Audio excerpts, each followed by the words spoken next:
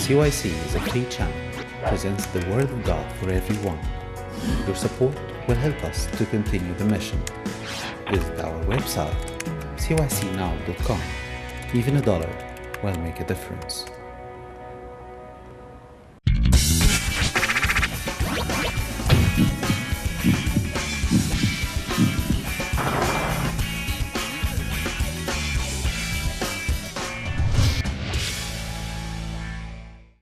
If you truly believe in the power of prayer, you don't necessarily have to pray with them for that power to be there. And I think this is one of the things that we always feel. Like, for example, you're asked the question, like, what one thing you would have learned earlier on? For some reason, earlier on, I always thought of kind of compartmentalizing my life. It's like I've got a compartment, which is my professional life. And part of it was forced actually by what Dr. Haney said. We're very busy. We're very goal-driven. You got to accomplish this and this and this. God is there on Sunday. For the rest of the week, I don't even have time. Okay, it's not that I don't want, but I don't have time. And for a very long time when I was going through my career, I didn't necessarily pray too much for my patients. Partly because also I didn't want to get emotionally attached. We were always kind of cautioned against getting emotionally attached towards patients because especially, in things like cancer or things like that, bad stuff happens. And you don't want that. But it was a big fallacy for me to learn that not being emotionally attached doesn't mean not being spiritually attached. Okay, it's a totally different level. And I shared with you guys this in the last retreat, but I'll share with you guys one time here is that I struggled for a long time about this concept of praying for my patients, okay, whether I should pray or not. And a prayer in terms of like, in the name of the Father, the Son, the Holy Spirit, okay, God bless, amen, move on, and just in a very mechanical way, or actually deeply taking the second to pray. And in my life, like when as an intervention cardiologist, like when you get like, I'm sleeping at home and I get the page that there is a heart attack, we don't even talk on the phone. We just jump out of bed and you driving the hospital like a crazy madman, be in the hospital in 20 minutes. And most of the time it's like 3 o'clock in the morning and I don't even have, a mentality to pray. It's like I'm barely awake.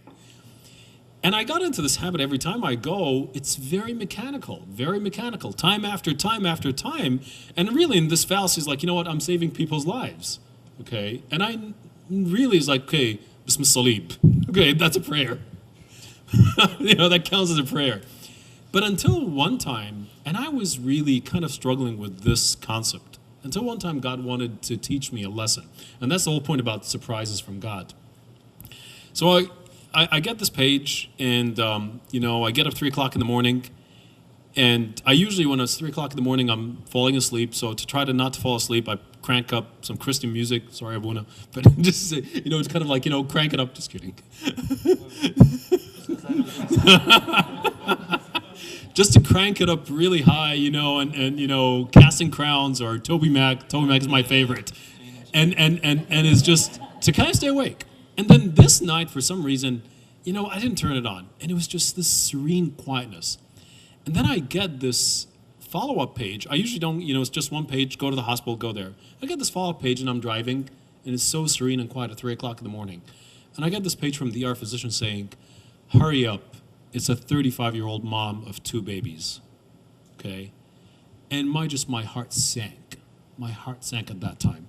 Probably she had one of these rare conditions called coronary dissection, where as a young mom after delivery, they dissect their coronary, and it's really, sometimes it is fatal.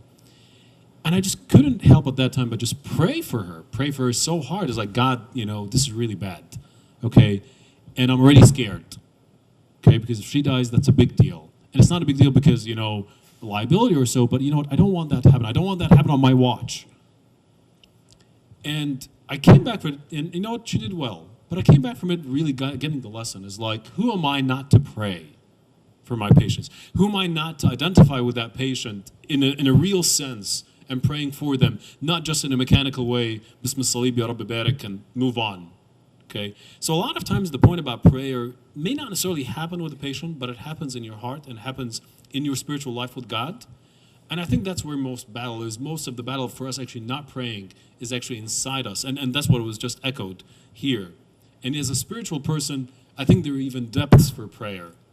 Okay? There's one level of prayer for our patients, and there's a deeper level for prayer patience. Yes, One of the things I struggle with, and I want to open up to anyone else too can help me with this. Do you mind if you introduce yourself? Oh, I'm sorry. I'm George, 30 medical student. So as a 30 medical student, you know, being in the hospital, being in the office, wherever you are, I feel like there's a certain type of culture in every place that you go. Like, for example, you guys both spend a lot of your time in the OR.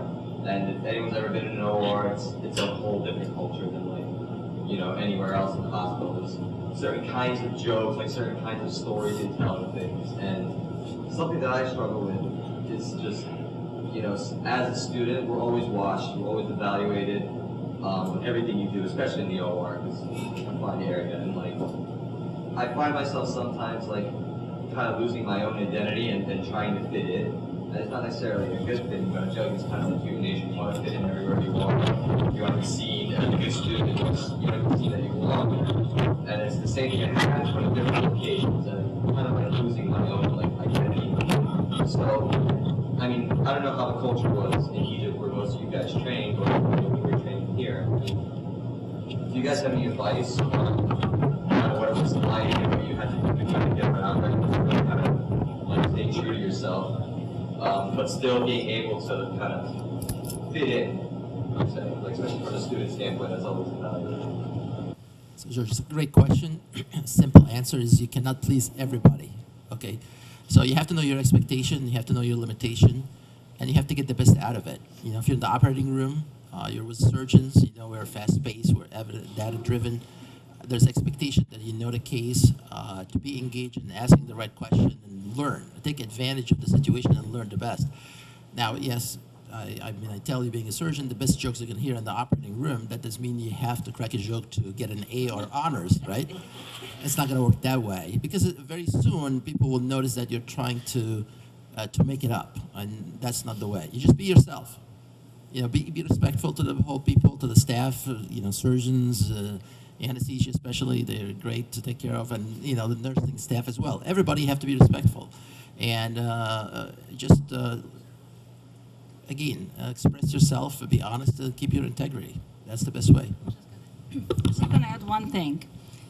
You're not just a warm body there. No, you're the most important person there. Remember, the residents lean on you to write the notes and to look after the patient.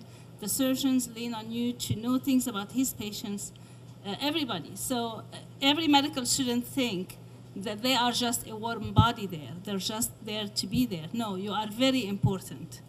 And actually, we talk about medical students. We say, this one does all the work quietly and with a smile on his face, and he's always there. Just show up on time, show up early before time, finish your work, and this is your job. And just smile when they do bad jokes, and just be nice. I just want to add one thing real quick. Remember, the faculty and the medical school see students come and go. It's very easy for us to tell who is genuine in their effort and who is making it up. So the more you try to make it up, the more we're going to find out that you're making it up, and it's actually going to leave a bad impression. So just be genuine. That's all. It's a great question, and it's something I remember struggling with, and I made a lot of mistakes too, of trying to become somebody that I wasn't, trying to gain the favor of others, and you'll make mistakes too, and that's okay.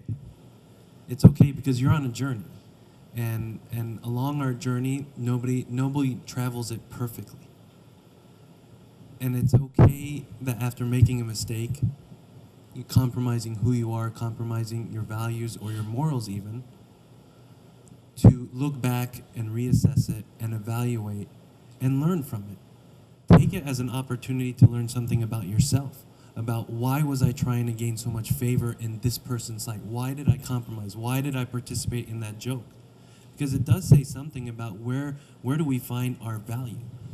And especially in within the medical profession, it's very easy to find your value in your attending or your boss or whoever. But God is the one who gives you your value. He gives me my value. And think of yourselves as salt sprinkled on the earth. Some of you landed in an OR, some of you landed in a pharmacy, some of you landed in a classroom. God sprinkled you. You are all salt. We are all salt together. And we have to remember that we are the flavor to wherever you are. So remember what your flavor is. And the other thing is also remember in the Old Testament, when in the captivity, when Daniel was brought, and they're like, eat all the food that the king gives you. Okay, he's like, no, I'm not going to defile myself with that food. I was like, but you're going to look ugly and scrawny in front of the king. And Daniel was the most handsome one there. Remember that your God is the one who makes you shine. And so remember him. And when you make mistakes, get up. You're going to have another opportunity because our God is prodigal with the opportunities he gives us to share his light. I made several mistakes, but I can learn from them, and you can learn from yours.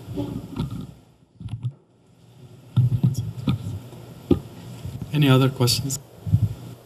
Jackie. So my question is like a little different to me than how all the questions are going, but all of you are such great examples of, families that I'm sure all of us strive to have one day of like a family together, like you're unified towards your service and each other, and somehow make time for everything, including family vacations and all of that. And I'm just wondering, how you can We're giving the microphone to me. She's talking about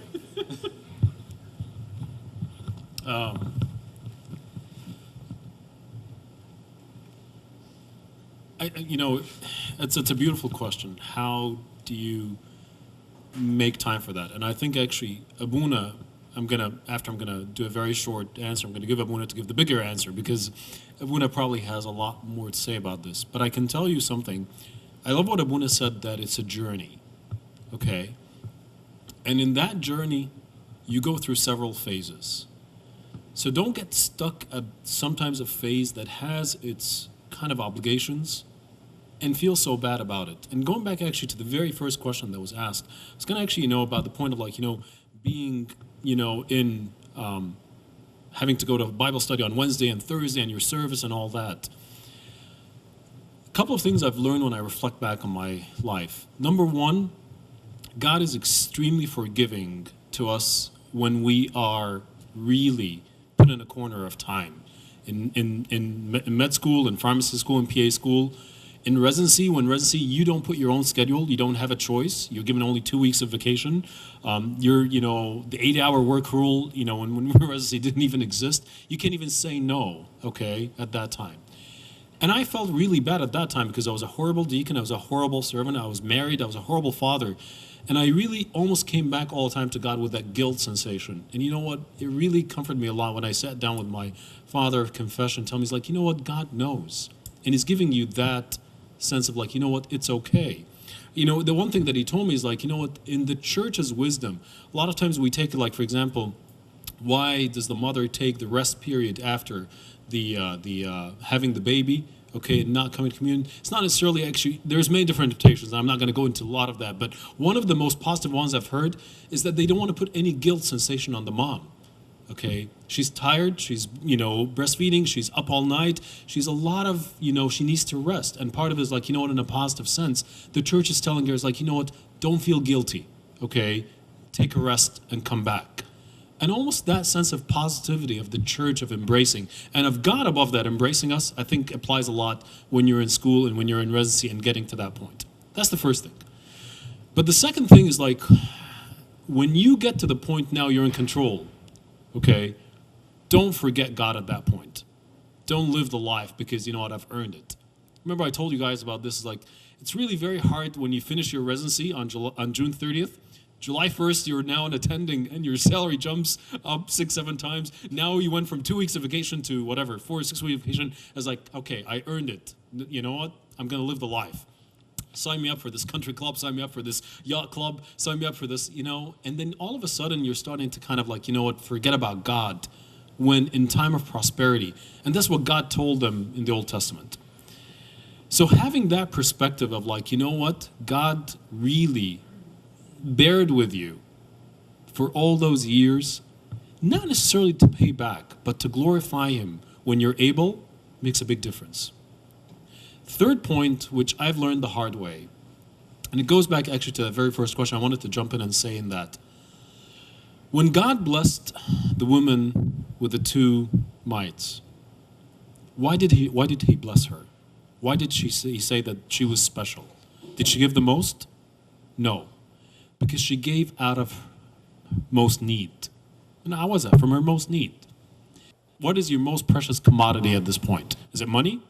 No. So when you are very honest in the time that you have, okay, and you give that time to God and you give it out of your need, you really have no other time, God all of a sudden is going to bless you on top of that and is going to open doors for you to serve more, is going to open desires, is going to open ways for service, is going to open opportunities at work where you're given time off to do that. But if God doesn't see your faithfulness in this little time, you'll never get. Whoever is faithful in the little will be entrusted in the much. Very simple again, I'm going to share with you the last thing, and I'll turn over to Abuna. So in my job, because I felt I wanted to spend more time with God, I went part-time, okay? And it took me 3 years to get my practice. I've been with them for about 7 years, but it took me almost 3 to 4 years to get them to the point to allow me to go part-time. And prior to going part-time, I was doing as much as I could. And I was crying out to God, as like, really bless me. And I was feeling the need for having more time. And then I went part-time and I had all of a sudden this time on my hand, okay? And my service just plummeted. Absolutely plummeted. My blessing, my productivity, everything just plummeted. And you know why? Because I had more time and I was not faithful in it. I started to say, well, you know what, I've got more time right now, I can sleep in.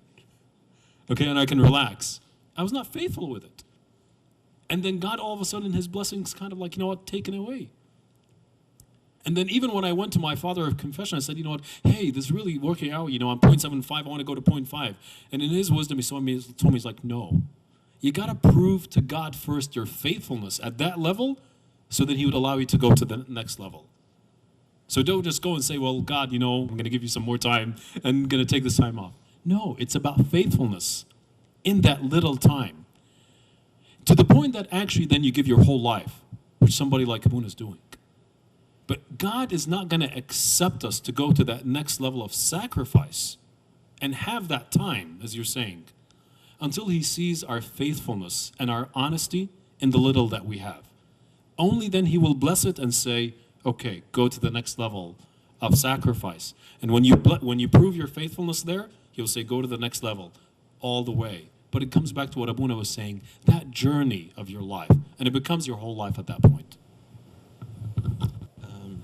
I really don't have much else to add, but I will say, as much as you see like what we are able to do, what you don't see, and this goes back to what Marie says, is what we say no to. Like, and it's a hard thing to learn to say no to a lot of things because life pulls you in a bunch of different directions. But you see what you say no to. And you'll say no to things that have value and things that seem good. But, when you learn to say no and put things in the right order in life, God opens a door for you to accomplish a lot more. And so, yeah, and you'll figure it out along the way. I thought George's answer was great, and honestly, and I know that people look and say well, Abuna consecrated his life. Everyone here and all of you, your life is extremely and your life is extremely valuable, and you are an extraordinary servant for God. And don't you ever compare it to anybody else or think of yourself less because you have a robe or not a robe, or because you wear a white coat or you don't wear a white coat. Your life and who you are is amazing. And what God can do through you when you subject your will to his and you begin to work with him, it's amazing. So please see yourself as extremely valuable in every stage of your life. In college and in graduate school and in whatever training you pursue, you are extremely valuable. And you have to see yourself as that. Any other non-personal questions? Dr. Lee, you mentioned a lot about compassion in your talk, but on the medical day that you celebrating, there's no time for a lot of longitudinal patients. And I guess part of the question is, how do you make time, or how do you balance that time, and also how do you balance being a spiritually encouraging person and not becoming a spiritual therapist, which maybe you don't have time to be in the guilt and the conflict with that. So the first question is, can your time allow to be compassionate? And you don't really need much time to be kind. It could be in your smile. It could be in the tone of your voice. It could be on the tap on the shoulder of a mother or a child is going through some problems, or a wife or husband is having a major surgery. And it could take time, that you need 15, 20 minutes with the family to explain to them an unexplained reason why that should happen. But believe me, if you give the non-timely ones, I feel you have fulfilled your compassionate, spiritually designated job as a Christian doctor. The other 25% will be only limited to special cases. And if God opens the door, the 25% could be more than 25%, which is a great blessing.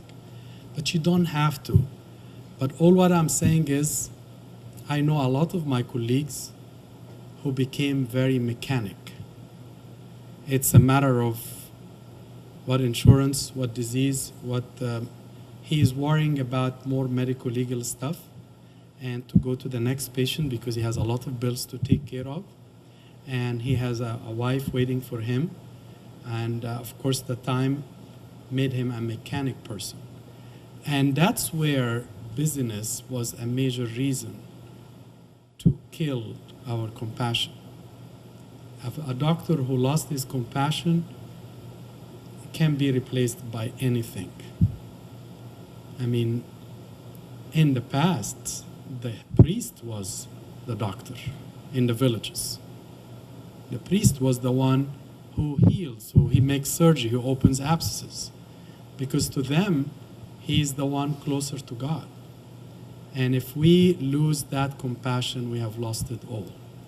Your second question is kind of, I would love, hoping you explain it more. You said, what's the difference between a spiritual doctor and a spiritual therapist? Is that what you said? Do you mind if you, I'm not that intelligent to understand that. What do you mean? No, it's more just putting up a boundary of when it's, our primary role is as medical personnel, but we incorporate spirituality into it. How do we put up our boundaries so that we're not, it's looking like encompassing their spiritual. Yeah, I think I kind of understand, and we may have touched upon it before. Being a physician, or a healer rather, gives you the opportunity and the responsibility to bring God in some aspect or another. We are not here to talk about seclusion and sort of type of meditations, but the identity of the presence of a God being, whoever that God is for that person.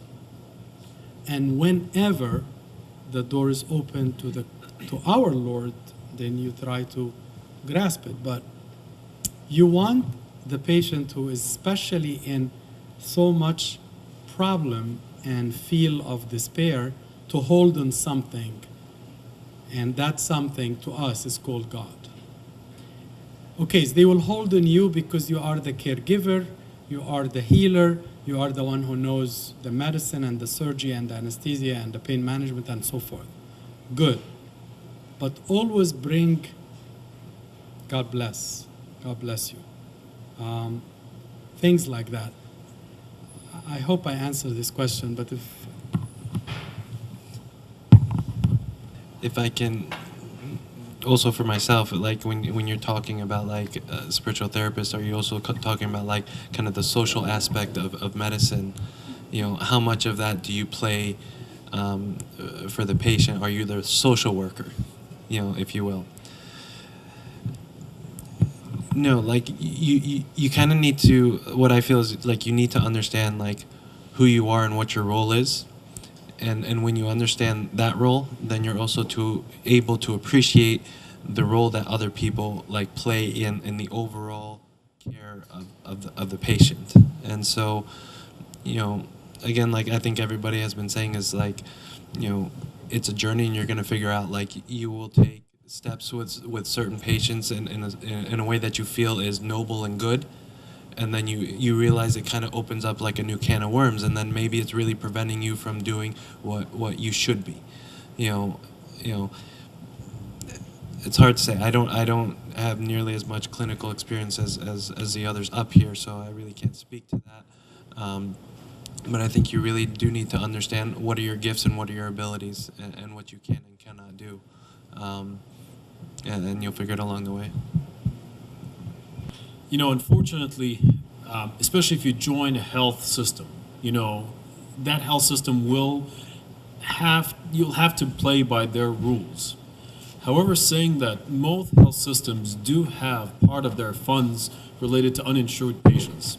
So getting yourself into knowing what the health system has for them, they probably should not be able to turn down except if things that are very elective, for example. Okay, like in any hospital, somebody comes in with a surgical emergency or a cardiac emergency or any of that, you cannot turn them down. And the states do have funds for that. So I would not worry too much about this. Even, let's say, for example, if you want to do a consultation for them, most hospital systems might allow you to do a consultation for free, okay? They might not allow you to do a procedure for free, or unless they get the social worker and the financial aid in place. What I would do at that time is just, you know, play by the hospital rules, but also knowing that in every city there are free clinics and free kind of places you can go. There are county hospitals. Is that ideal? Probably not. And I think this is, you're pointing out to something that is really prime for us as a group of healthcare providers between physicians, pharmacists, dentists, that we can actually offer something to patients as such in every different city. But the bottom line, I don't think that for most specialties, they could even deny hospital care, at least, to an uninsured patient. So don't worry too much about it because they have it in place. Right now, even within the United States, within the Affordable Care Act, that actually should cover quite a bit of those. What we tend to get into trouble with, or not trouble, but what tends to be a bit difficult, is immigrants, especially if they're illegal immigrants, and what can you do about it? And that is a prime area for service in churches and in physicians and for CMANA. It's a very prime area for us to do. I can tell you, for example, that I know a physician personally who, without mentioning names and locations, but he closed his practice, moved, you know, several hundred miles to open a clinic for uninsured patients, primarily Coptic, and opened that practice for them. He's an amazing person. Yes, he's a little bit more in his latter part of his career, so for every one of us, you know, you have to find out the right time for that. But there are definitely a lot of great hearts for that, and he moved everything in his family just to serve people in that practice. But that's in general just kind of some ideas. The other thing I want to add to this, that when God gives you and one day you open your own practice, remember your question that you were worried about it in 2014. So when that happened in 2020 and you become much more well off and you paid all your loans and Sally is not your friend anymore, remember that you are concerned about this. One of our problems, guys, that I love when I see how energetic, how zealous you guys are, and you're coming from different places to attend a meeting like this. remember your first love. Really, this is your first love, meaning you are concerned about how you will be. You are concerned how you want to give and how you want to care for uninsured and how nice you want to be and how compassionate you want to be, and you don't want to be taken and fitting in with sexual jokes and whatever just to fit in. Remember that one day you were concerned about this. Our problems, 5-6 years from graduation from residency, we kind of taken into the wheel and we forget and we become like anybody else. When you guys ask these questions, not only it's good for you, but it's good for us, because we also remember how we were and how we want to continue how to be. So I love all the questions. You guys want to ask us anything, by the way? Ask us meaning specialty or a personal related question to the career or to the field. Anyone, for example, considering any of these are medicine, cardiology, oncology, anesthesia, and surgery. In general, let's be general. We don't have pediatrics. Dave. Yeah, this question is not necessarily particular to a specialty, but just in general. When thinking about the future in terms of specialty, how much of it is, I guess, when you guys were choosing, how much of it is in terms of your interests, in terms of lifestyle, and I mean, certainly there are some specialties that are a little more conducive to family enjoying other things. Is that something that should be factored in, or should it not be factored in? Should your interest be the primary thing? Like, how do you, or is it different for each person? I mean, like, is there a right or balance for that person? So I'm not sure why Dr. Hani kind of sticks me with tough questions. See, the but only thing is, I don't want to make it a family matter here. He asks the question and they answer. So, you know what, just very, very simple things, and I'll pass it on quickly. I actually do think the kind of practice you join dictates more your lifestyle than the specialty. Because within every specialty, you can see the full gamut of different lifestyles. And that applies for men and women. Okay, so I truly think that you should go first for the specialty of your passion and your interest, okay? And get trained in that and get as skilled as you can and spend the time. And as I said, God is very forgiving during that time to get as skilled as possible. But then when you take the first job, the job is what determines your lifestyle, okay? Because their jobs, for example, are fixed salary, okay? And jobs, you eat what you kill. And the jobs which are 100% productivity, they just have a very high incentive for you to work nonstop and take on cases like nonstop. Versus jobs that are group practice or employed by a health system, people cover each other, you get a more decent lifestyle. So within cardiology themselves, when you look around the country in cardiology, there are some people who take 2 weeks of vacation, others take 10 weeks of vacation, okay? And some people work every weekend, others work every 6 weekends. So it is the same specialty, but the kind of practice dictates a lot more your lifestyle. So the short answer, I think that number one, you should really look into what interests you most. Number two, you should see how you evolve in medical school in terms of your interests, because that evolves. You know, always go from general to, you know, a more special thing. Number three, if you don't really know, there are some specialties, and you know, probably, you know, yeah, you got to listen to your mom, is within the residencies, which is that, you know what, go for a general thing that then you can subspecialize in, then actually honing in yourself into a subspecialty that you get stuck with and you can't, for example, do it. I'll give you a very simple example, not to pick on Dr. Hani, but let's say, for example, you don't know whether you're liking oncology versus, let's say, pulmonary medicine. Okay, well, if you choose radiation oncology, you are stuck with radiation oncology. But let's say if you choose internal medicine, you have the option of medical oncology, you've got pulmonary medicine, you can even become a gastroenterologist, so you've got a little bit more of a general sense. So if you're not so sure about the specialty, the last thing you want to do is corner yourself into something that you might hate.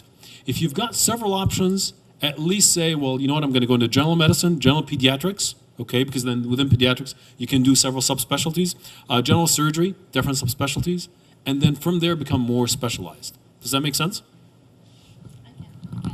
just going to add one thing. Do you all know about the informed consent? Yes, this is what you need to do. Before you sign the consent, you need to get a lot of information. So do your homework. Go shadow the specialty that you want it to be. Shadow long-term shadowing, not just 1 day or 2 days. Make it a habit of just shadowing once a week, and just know everything about the person, how they manage their time, if they have time for their family, if they have time for themselves, if they have enough money, if they have all the questions asked before you make a commitment. A lot of time, medical students, and I don't know about pharmacy much, but at least they say they commit themselves to something that they're not exposed enough to. So this is one thing. The other thing, very quickly, I know you have a question, John, for the girls, have a list of priority. Look at yourself 5 years from now, 10 years from now, where you want it to be, what you want it to be doing, and then start planning.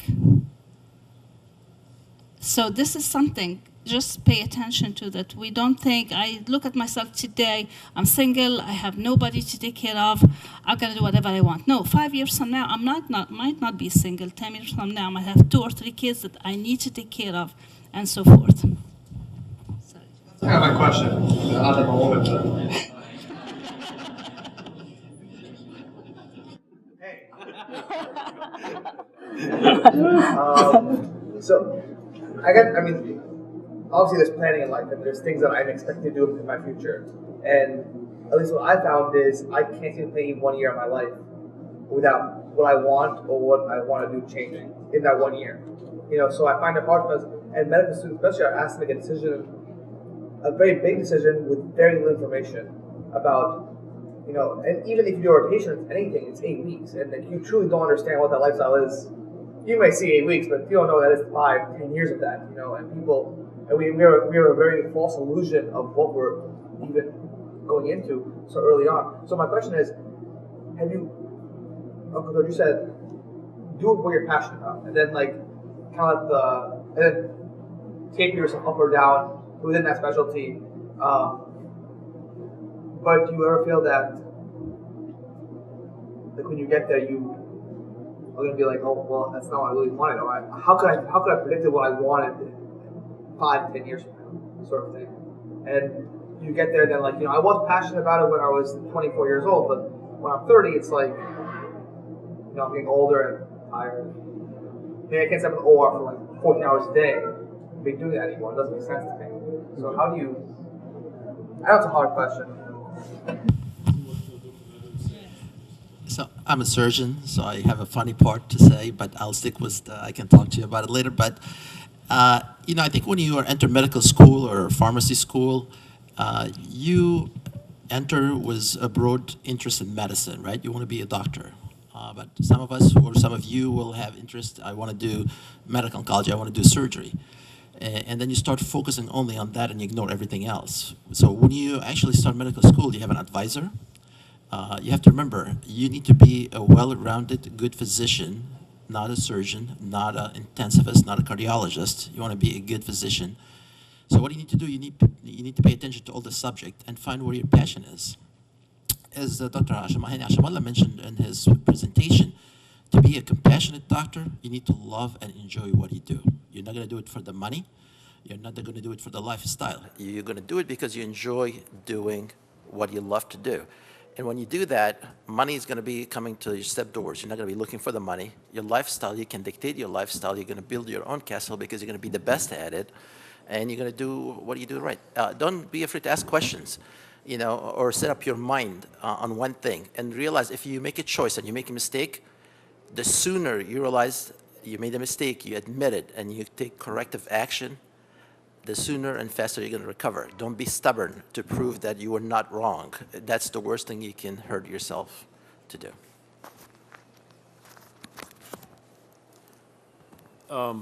You know, you're absolutely right that right now a lot of people are pressured to make a decision a lot earlier.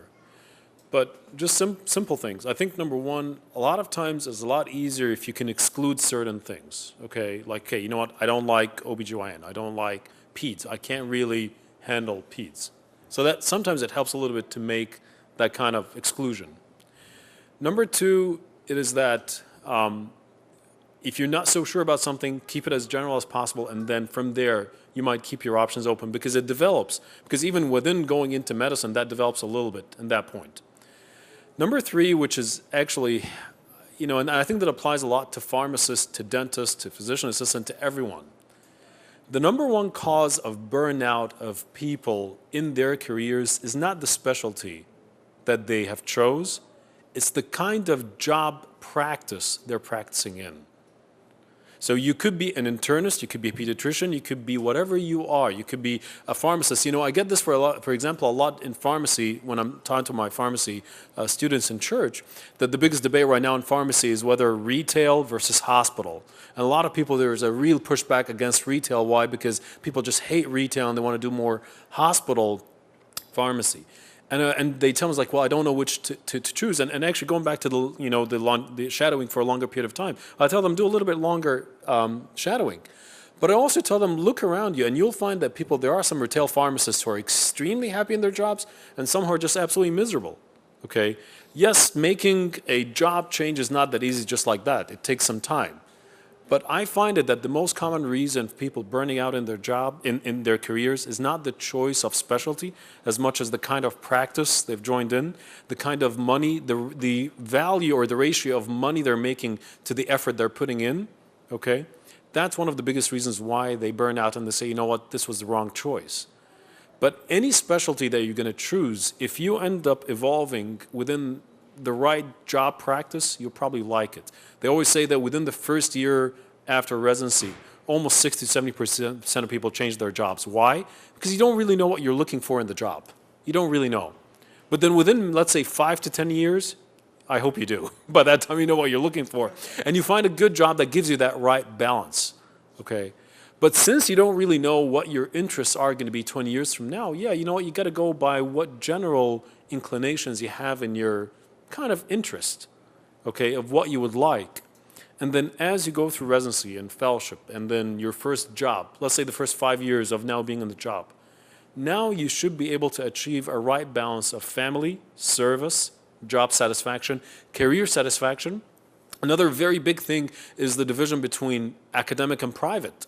And right now, with a lot of this is actually blending together. A lot of academic places have now private practice and private practice style with it. Okay, would you be like almost like an associate professor and actually in your own private practice, but have students there? Okay, and doing that, there's actually a lot more questions in this, but it's hard for us to kind of like do all that here. So, but the bottom line in terms of specialty, I would still go by interest, and that's where you should put the money, not in lifestyle, because lifestyle will change. Okay, for women, for example, there is a very, very strong movement in women physicians to be part-time physicians. And a lot of practice, a lot of health systems across the country are respecting that. Why? Because they need women physicians. They need them to be there. And they're giving a lot more room for them to be part-time. A lot of pharmacists right now are allowing part-time pharmacists who are mothers to be there.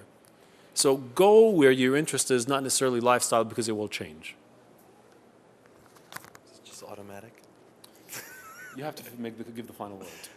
I actually did want to share something because I think my road it was a little bit funny. Like when I was applying for the match, not many people know this. I actually wanted to do ENT and I applied and I didn't match. And then I'm a DO by training, so the DO match was before the MD match. So then I scrambled and I finished my application to apply for the MD match, and I applied for general surgery, internal medicine, and peds. I was like, let's see what happens. Like I really couldn't make up in my mind of what I wanted. And lo and behold, I got like 4 interviews for internal medicine, and I ranked them, and then into my intern year, I wasn't happy with internal medicine. I actually started to shadow a pediatric oncologist because I thought I wanted to go peds and I like oncology patients and stuff like that. And I was talking to my program director about leaving the program. So I was all over the place. And then finally I decided to stay, finish medicine, practice for a while, then left for a while, for priesthood. And kind of through it all, like I realized that it's not so much about what exactly you do, but it's a lot about how you do it. It's not about what you do. Because I'll be honest, there were some times where even like I was like as a priest, and I was taking confessions at retreats, and like sometimes you just get a line of confessions at a retreat at night, and like the eighth one in, I'm just like a deer in headlights, and like I'm trying to ask myself, like, why do I feel burned out? Why, like, I'm doing God's work, and this is great, and this is like, you know, this is His ministry. Why am I burned out? God, where's your power? Where's your strength? Where's your grace? And I realized it was the approach of what I was doing. So really, like, you can choose whatever you want to do. But what really matters is where's your heart and where's your mindset in the way that you do it, and understanding that, like, what everybody else said is right, and I agree with that. But you really have to understand and evaluate the way you do whatever you do. Because even in service, and I'm my own example for myself, if you do it the wrong way, it becomes a burden, and you become dissatisfied. And you might look and say, but you're serving God full time. It's like, yeah, but if I choose to serve God full time with an empty heart, it means nothing. So how you do whatever it is you choose to do is extremely important. And that's something you will continue to work on and refine your entire careers. I'll just add one word to what's said, because really it's a nice question. Thank you for asking, both of you. But I think what the summary of what we're saying, leave what you don't like. Very easy. You hate UIN, then good. Exclusion is very good. Hopefully you like medicine. Because if you don't like medicine, then we have a problem. If you like medicine, as Nader said, and you hate one specialty, you're not making so major mistakes, believe me. Because at the end of the day, it's a very decent job. Please do not think of money. You will not be able to eat 2 dinners or wear 2 suits or 2 skirts. You will live very comfortable, but that hundreds of thousands, less, it's not going to make a big difference, believe me. It's just a number. So don't go looking what's an ophthalmologist get, what a neurosurgeon get. That's a very bad way of looking at things. So number 1, love medicine, because it's very loving, it rewards to you. 2, exclude what you can exclude. 3, do not please ask how much this pays. 4, think of a lifestyle that you like in the future. Are you a guy that can spend 14 hours in an operating room, or you want to be in an office seeing patients, or you want to be on an intensive care unit, or you want to like the sort of the emergency room thrill, and you want to be, but also, I think it was said this side, think of you when you are 40, not when you are 28. When you are 40, are you still able to do what you think you love to do of the thrill of the moment now? Okay?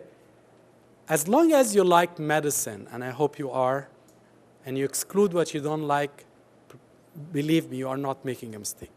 And then ask those who are in a specialty that you like to exclude or prefer. Ask her about anesthesia. If you like it, fine. If you don't, now you know why you don't like it, because you asked her, what do you do, how you spend your time, how many hours, how do you sleep, do you go back to your home, do you spend time with your family, is it pain management, is it anesthesia, can I do pediatric, can I do, I don't know, many questions. Same thing for medicine, same thing for surgery. There are also surgical subspecialties, which is the beauty of it, sort of couples medicine and surgery together. Like ENT, there is medicine and surgery. Ophthalmology, ENT, the ophthalmology also medicine, and our discipline, radiation oncology, have medicine and surgery. So not too much surgery, but not too much dry medicine. So I hope these questions or these answers answer some of your queries.